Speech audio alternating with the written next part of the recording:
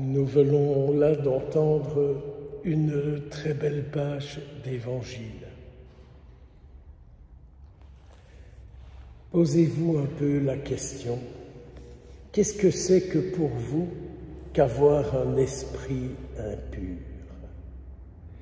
Cet esprit caché en nous qui nous pousse parfois à toutes sortes de choses.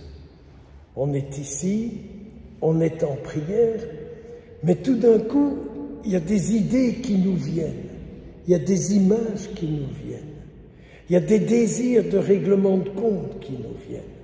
Vous savez, ce qui peut atterrir en nous et qui tourne dans notre tête et qui nous harcèle. On a envie de dire, on a envie de faire, mais on n'ose pas, mais on a quand même envie.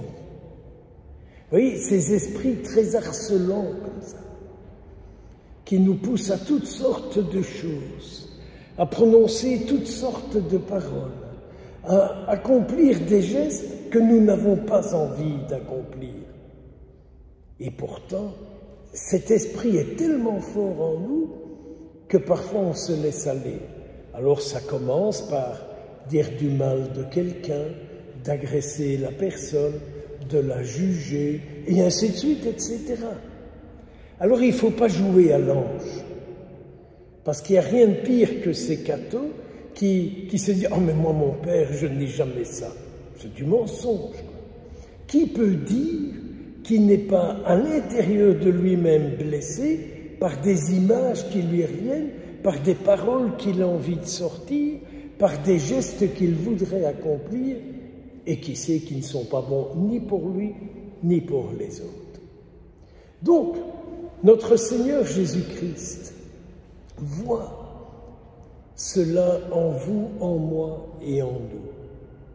Mais Jésus voit aussi en nous ce désir que nous avons de ne rien dire ni rien faire qui pourrait lui déplaire. Ou pire encore, ce qui est en nous qui nous coupe d'être en communion avec lui. Donc notre Seigneur Jésus voit ce désir que nous avons d'être toujours en communion avec lui. Et donc il y a en nous cette lutte. Je m'imagine Jésus s'il était physiquement ici présent et qu'il regarderait chacun de nous. Moi, vous, chacun de nous. Qu'est-ce qu'il dirait, Jésus? À quel esprit en moi il viendrait parler? Quel est l'esprit qu'en moi il voudrait venir chasser? Essayez d'entrer dans la prière, essayez d'entrer dans la méditation pour que Jésus puisse venir aujourd'hui vous libérer d'un esprit qui n'a rien à voir avec lui, une tendance, un attrait, enfin, tout ce que vous voudrez.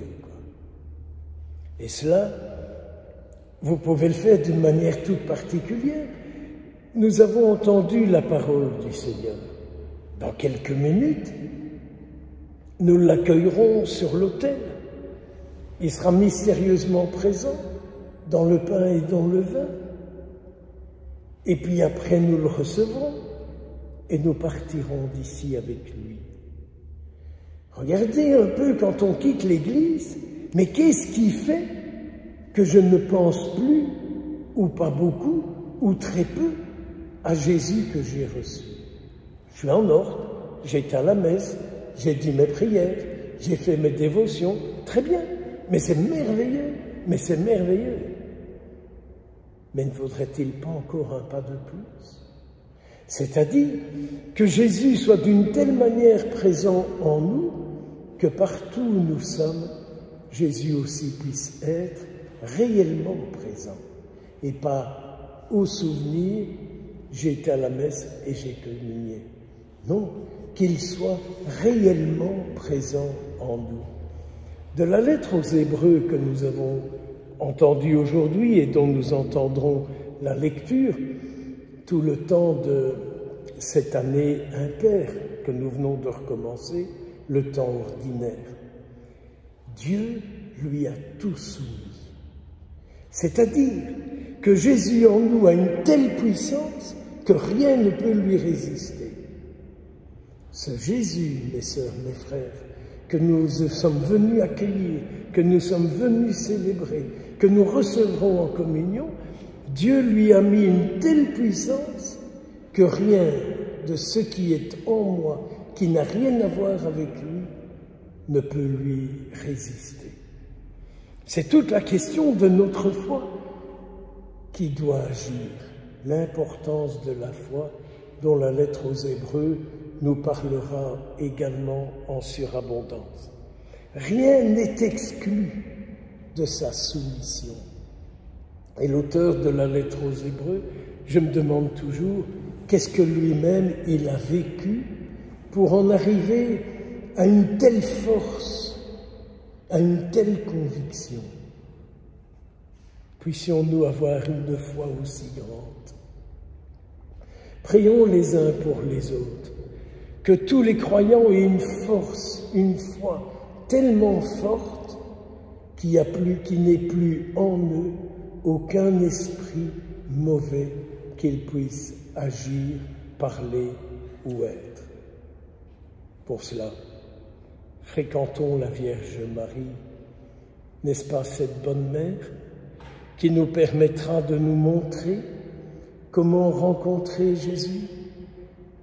La Vierge Marie nous prend, elle nous guide, elle nous met tout près de Jésus, elle met notre oreille sur son cœur pour que nous puissions entendre ce qu'il nous dit de faire.